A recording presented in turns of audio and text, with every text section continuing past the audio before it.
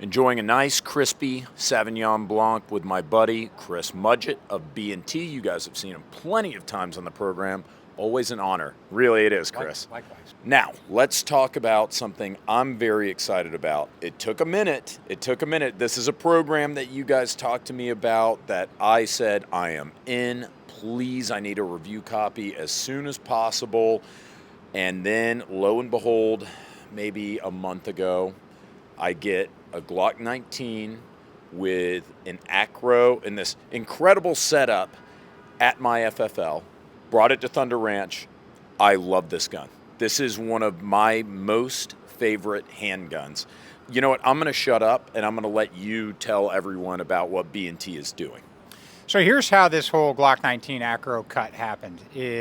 So B&T, all of our engineers, virtually all of our employees are shooters or shoot competitively. We host competitive shooting in Switzerland at several of our indoor ranges, of which you've shot at. One of our engineers, that he had another manufacturer's sight continue to break on his Glock pistol, and he started to look at. He got had milled a Glock 19 for a Aimpoint's new ACRO P2, and he was not satisfied with how low he could mill that optic into the slide. So the engineers of B&T do, they think outside the box. And so he started looking at the sight, and so what we've done is he has done was milled milled the slide out and left a little bit of room on the striker channel, kind of a hump that goes over. And instead of going deeper into danger close into that striker channel, he flipped the ACRO P2 over and was like, all right, I'm going to mill away a bunch of material out of the ACRO P2. And he was able to mill that thing so deep that the lenses are on the same plane as the top of the slide. And so he moved that ACRO back to the back of the slide, recut a dovetail in front of it, same, low mount, like dovetail protector, like plastics dovetail protectors that Glock ships their pistols with. And you don't need suppressor iron sights. It's so low. It makes that, ACRO P2 is not a small sight, but it makes it so much smaller, much more, pleasing to the eye, but so effective. So it co-witnesses now with the factory iron sights, which is crazy. So it makes transition, like a shooter going from iron sights to a red dot, like seamless, because it's on the same plane. And so that's kind of how this project came to be. It was an internal problem-solving exercise, and then, as you can imagine, we have a lot of global soft come through. B&T headquarters, we do a lot of work with different shadowy folks, and those guys saw it, and they're like, whoa, like, hang on a minute. And so that sight is actually milled 4 millimeters lower than a Glock MOS plate, of which we produce for Aimpoint. But yeah, 4 millimeters, and you might not think that that's a lot, but it is substantial. And so that got that side rolling, and then law enforcement agencies in Europe saw it, and then law enforcement agencies in the U.S. have seen it. Glock 19 Gen 5, it's got a factory Glock 13.5x1 left-hand thread, threaded barrel on it, and comes with the ACRO. And we are doing those. We are offering a quantity of those guns, 250 to 300, I think, on the commercial market. And then there's a bunch of, on the professional market as well. Chris, you're telling me you're only making 250 of these for the commercial market? Yeah, I think it's closer to 300. Well, let me see if I can't help you sell some of those right now. How much are they going to cost? Man, I don't remember what the price is off the top of my head. I will tell you that if there are law enforcement agencies, and there are, we will modify their duty guns, or if they're buying new duty guns, send them in for a nominal fee. We will install the ACRO, bore sight it, mill, refinish their slide, and outfit them however they want. Glock 19, Glock 45, Glock 47. If you've got Glock 17s before they're discontinued here in the U.S., we will also do those. But yeah, for law enforcement and other agencies, we'll do that. So here's the interesting thing about it. The takeaway here, if you are kind of a butthole, if you're watching this video, is wait, hold on, all you guys have done really is mounted an ACRO onto a Glock 19, a threaded barrel Glock 19. It is so much more than that. Yes, it sounds like a very simple concept, but when you're talking about direct mounting ultra low, being able to use whatever iron sights that you have on your Glock already or whatever sights that you like without suppressor height sights. The smaller overall profile, it's absolutely incredible. I brought mine to Thunder Ranch. Arresting someone right in front of the hotel. We don't know how much they cost.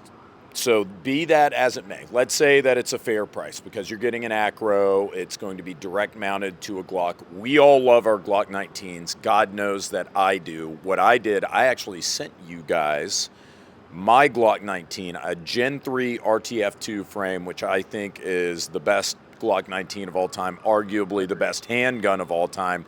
I set aside my RTF2 Gen 3 Glock 19 specific. I was so amped about this project that I can't get that gun anymore. You can't find it anywhere. But I was so confident and so pumped about this concept that I sent that to you guys for y'all to work on it. So to permanently change it. And I love it. We brought it to Thunder Ranch. Again, it sounds like it's a simple concept. So what? All they did was mount an ACRO to a Glock 19, but it's so much more than that. With that 4mm difference, you've got a lower overall height. It's easier to conceal. You can co-witness your sights. I can't say enough about it. So what sounds like a very simple concept in theory is in practice so much more than kind of what we're talking about today, which is like just mounting an optic. And again, we love our Glock 19s. We love Glock. Unfortunately, from Glock, we have to get the MOS system with the plate for a lot of the regular size guns, right? I mean, you can get the RMSC cuts on the 43X and the 48 and whatever, but if I want a 49 and I want to be able to mount an optic, as far as I know, we still have to go with the MOS. It's taller. You've got the plate system. That's a potential failure point. This is the best possible configuration of Glock 19. That's all I got to say. I'm done.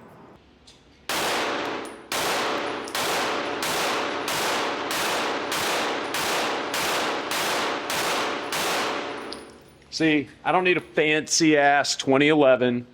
Just give me a stock Glock 19, 7 yards, rapid fire. I mean, I don't get it. This is why I don't own like 2011s and shit like that. Can I shoot a 2011 better than this? Absolutely. No question in my mind. Do I need to shoot better than this for a gun that I'm going to carry defensively or for, in this case, a duty pistol? I'm not sure. If you guys make 250, I hope that this video, people get pissed off at you. No, I mean that. I mean that because this is a brilliant concept. And I hope this isn't a limited edition thing. I hope this video comes out and people call you and are like, hey man, I want one of those things that James was talking about. I hope that maybe you guys will consider doing just the regular, a lot of people out there don't need a threaded barrel, and if they do, they want half by 28. So I would like to see it. I'm putting you on the spot right now. I would like to see it without the threaded barrel. It'd probably be cheaper, and if you're a concealed carry guy, you might not need a threaded barrel. So that is my review with you sitting there in silence. I'm sorry about that. I'm sorry. I just had to. You're doing such a good job. I know. I'm helping you out. You are. You're doing a good job. This is a stock Glock 19, and I even took the threaded barrel out, just put the regular barrel in it with the ACRO, but it's the super low ACRO. I don't know what it is. It's the Swiss Austrian Magic. It's the Wiener Schnitzel gun that, I mean, I could just shoot this thing lights out. It's like one of my most favorite guns of all time. It truly is. Hope it's not too expensive. I just paid $50 for these goddamn drinks, and you're about to go in there and get the next 2 rounds after this video, minimum. So in any event, Chris, with all that said, is there any possibility, let's say it takes off, that this would be something you guys would maybe consider doing on a semi-regular basis? Yeah, look, absolutely. Like, we're B&T, and if there's a demand, even a very, very limited demand, like, we'll satisfy it. So yeah, I mean, if you want a pistol offered in a different configuration without a threaded barrel, absolutely. If there's a demand for more guns, there's more people that are interested in this. Yeah, absolutely, we will do it. We'd be happy to. You guys didn't send me a free gun. I sent you my gun, my most favorite handgun that I entrusted Carl Bruger with. Sacrifice. Yeah, I did. I sacrificed it. No, that is a very rare Glock 19 that I put up because I said, I want this. I didn't have to say this shit with you being right here. You're not paying me. You didn't even give me a free gun. I am saying this. Pay for your drinks. Yeah, you didn't even pay for the drinks. I paid for the drinks. What are you guys calling this, by the way? It doesn't really have a name, right? It doesn't really have a name. It's an ACRO cut Glock. Yeah. Glock 19. Yeah. When can I buy it? We don't know how much it costs. When can I buy it? Yeah, so they're going to be shipping. So that first, it is 300 units. They're going to start shipping within the next 2 weeks. Don't screw with me, man. I mean, because it's like, I know that the price, we talked about, you don't know what the price is. Please, for the love of God, don't gouge these poor bastards. Yep. I know you're going to charge a fair price for it. Well, and I don't want to say the price and misquote it. Right. I So, understand that. But it's reasonably priced for what you're getting. 100%. And look, you can't get a 13.5 by 1 left-hand thread barrel anyway, which is way better than 1/2 by 28 in so many different ways. We'll go into another time. Right. But no, it's a fair price for what you get with a threaded barrel. You get the gun, you get the threaded barrel, you get the ACRO, you get all the milling, you get the refinishing, and you've got a system that you cannot buy anywhere else. Already been adopted by Special Forces units. So again, I think I have great taste. For me to say hey, this is something that I love, that I really enjoyed, and that I think is a very practical application, and for you guys to be selling it to Special Forces, that kind of validates my opinion as far as I'm concerned. Yeah, look, it is the most, you've already hit it. It's the most secure way to do it. It's the lowest profile. It's the easiest way to pick that dot up, whether you're wearing night vision goggles or with a naked eye. It's really the best Glock pistol out there right now. Closed emitter, durable, long battery life with the new ACROs. Of course, everybody remembers the old ones. I know that you guys are tight with aim point, but Jesus, what a mess that was. But yeah, they're on the. Yeah, no, they fixed it. And so you're talking about a reliable handgun, a tough optic. This to me is the best configuration of Glock. I truly mean that. Yep, and you don't have a plate system, so there's not other additional failure points. You've got front and back support on it. It's mounted so low. If Glock ever releases their MOS, or not MOS, but whatever they're calling their direct cut, it's still not going to be as low as the B&T Glock 9 or ACRO cut Glock 19. Right, which is what makes it so cool, and which is why, as you and I have been talking, can't name any names, but I've even had a law enforcement department that's seen mine that has said, hey, look, we'd like to buy 100 of these. Like we think that this is really awesome. So I think this is true Glock perfection. Yeah. Okay. Well, now we really need to shut this video down. Guarantee there's a Glock bumper running before this video. Maybe we'll run it right now. Thank you so much for watching. Thank you, Chris, as usual, for being on the program. Guys, stay tuned and take care.